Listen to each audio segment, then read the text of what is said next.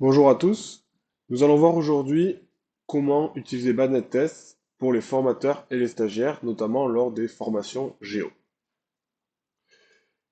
Donc dans cette petite vidéo de formation tutoriel, nous allons voir 5 étapes qui vont permettre de savoir comment gérer une formation Géo en tant que formateur ou en tant que stagiaire tout le long de la formation. Donc les 5 étapes, la première, ça va être comment accéder à son compte de test. Donc on va pouvoir créer son compte ou se connecter. Ensuite, on va voir comment créer une compétition de formation. Donc ça va être comment aller à l'interface pour créer la compétition de formation, renseigner les informations de la compétition. On va voir comment attribuer des privilèges. Les privilèges vont permettre de donner accès à la compétition soit du formateur vers les stagiaires, soit du stagiaire vers le formateur. Et enfin, nous verrons, parmi les étapes de manipulation de l'outil, comment charger et utiliser un scénario de test. En dernier lieu, nous verrons quelques questions courantes qui vont permettre de répondre aux questions classiques que se posent les formateurs et les stagiaires en prévision de la formation en Géo. Donc la première partie, ça va être comment accéder au compte de test sur test.badnet.org. Donc déjà, il faut aller sur test.badnet.org. Donc c'est l'interface Badnet qui est toute violette, donc comme vous la voyez ici à l'écran. Et une fois que vous êtes sur l'interface de connexion, deux choix s'offrent à vous. Soit vous avez déjà un compte, auquel cas vous pouvez vous connecter avec votre mot de passe. Soit vous n'avez pas de compte, et dans ce cas-là, vous pouvez le créer. La création de compte sur le compte de test de Badnet, c'est la même chose que sur le Badnet normal. Donc vous allez pouvoir choisir de créer un compte joueur, un compte club ou un compte simple, et renseigner les informations de la licence et de la date de naissance pour créer le compte.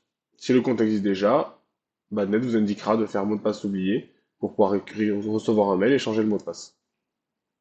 Il faut bien comprendre que la base de test de Badnet n'est pas la même que le vrai Badnet, le Badnet vert. C'est pour ça que si vous avez un compte sur le vrai Badnet, il ne fonctionnera pas sur le compte de test, et l'inverse est également vrai. Donc vous pouvez créer votre compte, faire mot de passe oublié s'il existe déjà, ou vous connecter si vous connaissez vos identifiants. Donc l'idée en prévision d'une formation Géo, pour les formateurs, ça va être de dire à tous les stagiaires de créer et de réussir à se connecter à leur compte de test sur Badnet. Et pour les stagiaires, ça va être de se connecter en prévision de la formation Géo, même si le formateur ne le dit pas. C'est toujours bien d'avoir son accès de près pour ne pas perdre du temps au début de la formation. Une fois qu'on est connecté, on a accédé à l'interface de test de Badnet. Et dans ce cas-là, on va pouvoir voir la partie 2 qui est la création d'une compétition de formation depuis le compte de test. Donc pour cela, c'est très simple. Donc on arrive sur une interface tout à fait similaire à celle du vrai Badnet, sauf qu'elle est violette. Et on va pouvoir cliquer sur créer en haut à droite, qui va permettre de créer donc soit un tournoi individuel classique, donc ça va permettre de reproduire les étapes à l'identique de création d'une compétition. Ce n'est pas ce qui nous intéresse aujourd'hui, mais c'est possible dans la version de test de le faire. On va créer un toit de formation qui est beaucoup plus simple à créer puisque c'est un formulaire de une étape qui est pré-rempli avec pas mal d'informations en fonction de la ligue et du comité de la personne qui est connectée. Et donc on n'a qu'à modifier quelques petites informations. À la limite, le premier jour, dernier jour, si on veut choisir un week-end spécifique, la date limite d'inscription et le nombre maximum de tableaux et de joueurs. Ce sont les seules informations qui sont importantes à renseigner, mais qui sont déjà pré-remplies pour aller au plus vite dans la création d'un tournoi de formation. Une fois que les informations sont bien renseignées, on clique sur le bouton Créer. Et donc là, la création est terminée. On peut aller sur le tournoi, soit en cliquant sur le bouton Aller au tournoi, soit depuis le tableau de bord. Le tournoi de formation est disponible. Et lorsque je clique dessus, j'arrive dans l'interface de gestion de ma compétition. La troisième étape, c'est l'attribution de privilèges. Parce que à ce moment-là, la seule personne qui a accès à la compétition, c'est la personne qui vient de la créer. Sauf que le formateur, il peut avoir besoin d'accéder aux compétitions de ses stagiaires pour vérifier qu'ils ont bien travaillé sur l'échéancier, pour répondre à des questions, je ne comprends pas pourquoi ce joueur il a telle couleur, etc. Donc pour cela, on va utiliser le module de privilège de Badnet. Donc ça se passe dans les préférences, privilèges. Et donc c'est à cet endroit-là qu'on va pouvoir donner un privilège à n'importe quel autre compte Badnet. Donc c'est-à-dire qu'on va pouvoir ajouter un privilège. Ici, on va chercher un utilisateur par son numéro de licence ou par son nom-prénom. Donc là, je tape le numéro, j'ai des noms qui ressortent. Je peux cliquer dessus et donner un privilège de gestionnaire pour qu'il ait un maximum de droits. Bien évidemment, et j'insiste sur ce point, il faut que la personne qui est recherchée ait bien un compte sur Badnet. C'est-à-dire que si le compte n'est pas encore créé, par exemple si le formateur veut donner accès à une compétition à tous ses stagiaires, mais les stagiaires n'ont pas encore créé le compte, Ici, aucun résultat de compte ne sera trouvé, ce qui est tout à fait normal. Donc il faut chercher un utilisateur qui a déjà créé son compte, lui donner le privilège, et donc là, ça peut être un privilège dans les deux sens, c'est-à-dire soit du formateur vers les stagiaires, donc le formateur peut créer une compétition de test et donner l'accès à tous les stagiaires à sa compétition. Ça peut être pour montrer certaines choses qu'il faut vraiment montrer. Par contre, à savoir que quand les droits sont donnés, tous les stagiaires peuvent manipuler en même temps la compétition, ce qui veut dire que si l'un modifie l'échéancier en même temps qu'un autre, ben forcément, il n'y a qu'un seul échéancier qui sera maintenu, donc ça peut mettre un peu le bazar. Donc ça, on le conseille de le mettre en place seulement pour les exemples que va donner le formateur en disant aux stagiaires de ne pas toucher ces compétitions-là, parce que quand quelqu'un touche, tout le monde voit la différence. Par contre, l'inverse, la deuxième possibilité, c'est que chaque stagiaire donne un accès au formateur à sa compétition. Dans ce cas-là, le formateur, dans son tableau de bord, il aura accès à toutes les compétitions de formation, ici, pour une formation Jules, Franck, Julie, etc. Et il pourra cliquer sur la bonne compétition en fonction de ce que va demander le stagiaire. Par exemple, Jules, il va demander, je comprends pas, mon échéancier, j'arrive pas à le faire, les tours, il me semble trop rapprochés, j'arrive pas à comprendre comment je pourrais faire pour faire des séries en demi-journée plutôt qu'en journée complète. Dans ce cas-là, le formateur, il va aller sur son tableau de bord, il va choisir la compétition sur laquelle il a les droits d'accès via le module privilège correspondante, et il va pouvoir aller dans le module échéancier pour voir un petit peu ce qui s'y trame, etc. Donc voilà comment travailler avec les privilèges. Donc là, c'est au choix du formateur de demander à ce que les stagiaires donnent les privilèges au formateur, ou à l'inverse, que le formateur donne une compétition d'exemple au stagiaire qui sera déjà prête ou que le formateur va manipuler. Une fois que les privilèges sont bien attribués, donc ça c'est pareil, les privilèges, deux possibilités, on peut le faire soit avant la formation Géo pour gagner du temps, donc la formation Géo, ça pourrait être en prévision de la formation Géo, tout le monde doit créer son compte sur Badnet Test, tout le monde doit créer une compétition de formation sur Badnet Test, et tout le monde doit donner le privilège à la compétition au formateur. Comme ça, quand on arrive le jour J, le formateur il a 12 stagiaires, sur son tableau de bord de son compte de test, il a déjà accès aux 12 compétitions des stagiaires.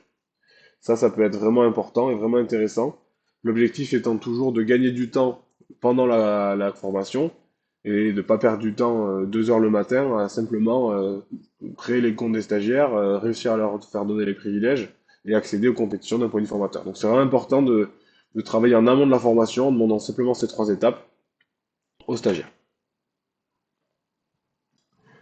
Et ensuite, on va rentrer dans le vif du sujet qui va être le chargement et l'utilisation des scénarios de test. Donc pour cela, dans le module réglage, vous avez un nouveau module qui est disponible que sur le balai de test, bien évidemment, qui s'appelle Scénario de formation Géo, qui va permettre de charger 9 scénarios que l'on a travaillé ensemble avec la fédération et qui vont permettre de simuler certaines situations avec des échéanciers déjà faits, pas faits, des tirages au sort, etc. Donc là, on peut survoler les scénarios pour voir un petit peu de quoi est-ce qu'il s'agit. Et on peut cliquer sur un scénario pour le charger avec le détail. Donc là, le scénario 3, c'est 20 joueurs, 10 hommes, 10 femmes, qui vont composer un tableau de mixte avec 10 paires dont 2 seront en liste d'attente. Le formateur va demander à tous les stagiaires de charger ce scénario. Le chargement peut prendre un peu de temps. Une fois que le chargement est fait, maintenant, si je viens dans la compétition, j'ai bien mes 20 joueurs qui sont disponibles. J'ai bien mon tableau de mixte, sans tirage au sort, puisque c'est ce qui était prévu dans le scénario, avec 8 participants, dont 2 qui sont en liste d'attente. Et donc là, l'avantage, c'est que le formateur, une fois que tous les élèves, tous les stagiaires ont chargé le scénario, tous les élèves sont au même niveau, tous les stagiaires ont la même compétition, avec les mêmes joueurs, dans les mêmes tableaux, et par contre, chacun peut manipuler sa compétition à sa guise. Donc là, par exemple, sur ce scénario 3, ça pourrait être le R1 doit passer dans le tableau principal, car la poule Dupont-Morels est forfait. Et donc là, le formateur peut dire, ben, maintenant, vous allez travailler sur ça, et du coup, quand vous avez fini, vous me le dites, et je vais vérifier que ce que vous avez fait est bon. Donc voilà l'utilisation des scénarios. Donc il y en a une dizaine, qui vont des plus basiques avec simplement des joueurs inscrits, à des scénarios plus compliqués. Par exemple, le scénario 9, c'est 2 séries de 12 joueurs en simple homme, simple dame, avec tirage au sort réalisé et l'échéancier réalisé. Donc là, on va le charger, et on va pouvoir voir dans l'échéancier qu'il a été fait, et donc dans le déroulement, on a bien les matchs qui sont présents, et on va pouvoir lancer les matchs, etc. Il faut bien noter qu'à chaque fois qu'on charge un scénario, ça écrase totalement la compétition et ce qui a été fait jusqu'à présent. Donc l'idée, c'est vraiment de travailler sur un scénario à fond. Quand on charge le suivant, tout l'historique sera perdu. C'est le principe des scénarios à étape fixe. Donc quand on va charger le scénario, là on était sur une série de simple homme, simple dame. Si je charge le scénario 7, qui est double homme, double dame, double mixte, tout le tableau de simples seront détruits, l'échéancier aussi, le déroulement également. Si j'inscris des joueurs à la main, etc., tout ça, ça va disparaître au profit des trois séries qui vont être créées via le scénario 7. Donc il faut bien comprendre que dès qu'on charge un scénario, on écrase tout ce qui a été fait. Mais par contre, aucune obligation de charger un scénario. Vous pouvez très bien partir d'un scénario et ensuite travailler sur ce scénario en inscrivant des joueurs, etc. Parce qu'une fois que le scénario est chargé, tous les modules peuvent être utilisés de façon totalement normale, comme si on voulait gérer la compétition sans scénario. C'est-à-dire que là, je pourrais ajouter un joueur manuellement non licencié, ajouter un joueur licencié, ajouter des paiements, des ventes, supprimer des joueurs, créer des tableaux, etc. Donc il faut bien comprendre que le scénario, ça permet simplement de se téléporter à un état prédéfini à l'avance de la compétition, mais une fois qu'on est à cet état-là, eh ben, on peut faire ce qu'on veut sur la compétition, sans aucune limite, sans aucune contrainte. Et ça, j'insiste, on n'est pas bloqué dans le scénario, on peut vraiment partir d'un scénario de simple et le transformer en double sans aucun problème.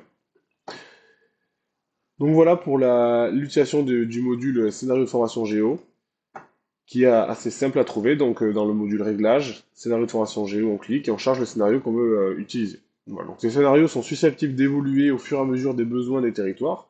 En collaboration avec la fédération, nous allons pouvoir les affiner, en rajouter, etc. Donc n'hésitez pas à aller consulter les scénarios de formation géo disponibles lorsque vous allez préparer votre formation géo pour savoir lesquels vous allez utiliser. Parce que c'est pas impossible qu'à l'avenir, là on en a 9, on en ait 10, 11, 12 ou une vingtaine en fonction des besoins réels des territoires.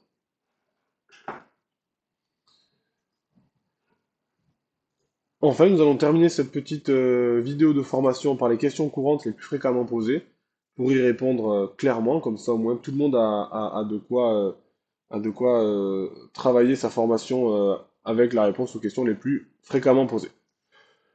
Comment le formateur Géo peut suivre la progression des stagiaires sur les exercices? Donc là, c'est assez simple, on l'a vu, c'est avec les modules de formation de privilèges, pardon, qui vont permettre de donner l'accès aux compétitions des stagiaires par le formateur. Et donc là, il va pouvoir suivre toutes les compétitions des stagiaires depuis son compte formateur. En tant que formateur, comment je peux faire une démonstration de la solution à l'exercice? Donc pour résoudre un scénario ou une question qui a été posée par le formateur, plusieurs possibilités s'offrent à lui. Donc soit il peut donner accès à sa compétition formateur à tous les stagiaires, on l'a vu précédemment via le module privilège, et dans ce cas-là, demander aux stagiaires, ben là ne touchez pas, mais allez voir dans le module échéancier, et je vais vous montrer la solution, allez-y sur votre ordinateur, vous verrez, voilà ce qu'il fallait faire. Ça, c'est la solution où tout le monde a accès à son ordinateur. L'autre possibilité, c'est simplement que le formateur va projeter à l'aide du vidéoprojecteur son écran dans la salle. Il va aller sur sa compétition de formation formateur et il va montrer que depuis le scénario 5, il a réussi à faire un échéancier complet avec minimum 20 minutes d'attente entre 20 minutes de repos entre deux matchs pour un joueur.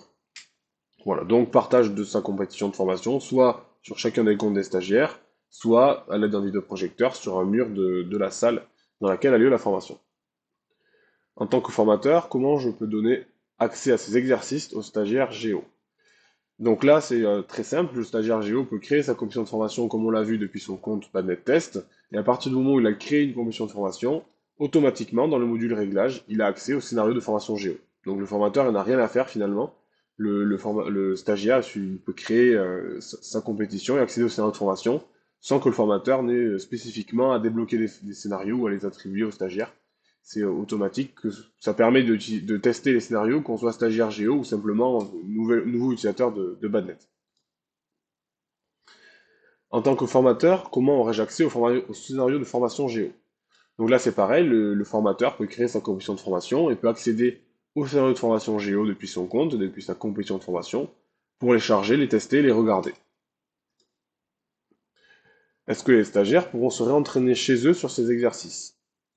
Alors oui, tout à fait, les stagiaires, ils ont leur compte Bannet Test qui est valable à vie, ils peuvent s'y connecter à n'importe quel moment, créer une nouvelle compétition ou travailler sur une compétition existante à n'importe quel moment, et du coup recharger un scénario quand il le veut, chez lui, dans le train, dans la voiture, enfin à n'importe quel moment, n'importe quel endroit, il se connecte sur son compte de test, et il peut travailler sur une compétition ou en créer une nouvelle s'il le souhaite. Quand je me reconnecterai sur ces exercices pour une autre formation, est-ce que j'aurai accès à mes anciens fichiers? Donc là, c'est pareil, le formateur Géo peut soit utiliser la même formation, la même tour de formation toute l'année pour chacune de ses formations, sachant que le chargement d'un scénario écrase les anciennes données, ça me semble être le plus logique. Mais s'il le souhaite, il peut aussi créer une compétition à chaque formation Géo. Donc tournoi de formation Géo pour le formateur pour la formation du 25 septembre, puis ensuite celle pour le 12 octobre, etc. Et ensuite, quand il arrive au 12 octobre, il peut très bien revenir sur la formation de septembre, le tour de formation de septembre, et voir où il en était en fonction du dernier scénario chargé et qu'est-ce qu'il a fait dessus. Voilà. Mais il peut aussi travailler toute l'année sur la même compétition de formation déjà prête, éventuellement en supprimant les privilèges d'une formation à une autre pour éviter qu'à la fin de l'année, il ait 60 comptes qui aient accès à son tour de formation, mais ce n'est pas obligatoire. Merci pour votre attention. On a fait le tour de tout ce qu'il fallait voir pour gérer une formation géo, que ce soit d'un point de vue de formateur qui veut la gérer ou d'un stagiaire qui veut la suivre. Si vous avez des questions ou besoin d'aide, vous pouvez aller sur le site, c'est le blog iClick, donc blog.i-click.fr. Dans la rubrique assistance Badnet, il y a une rubrique spéciale formation géo qui peut être filtrée où on retrouvera toutes les questions essentielles que l'on peut se poser pour préparer ou suivre une formation géo. Vous retrouverez également cette vidéo et d'autres vidéos qui vont aider à utiliser Badnet sur les compétitions individuelles, mais aussi sur les interclubs et bientôt sur les tournois par équipe. Et si vous souhaitez nous contacter, vous pouvez ouvrir un ticket directement depuis Badnet ou alors envoyer un mail à contact@i-click.fr. Merci de votre attention et à bientôt dans une nouvelle vidéo.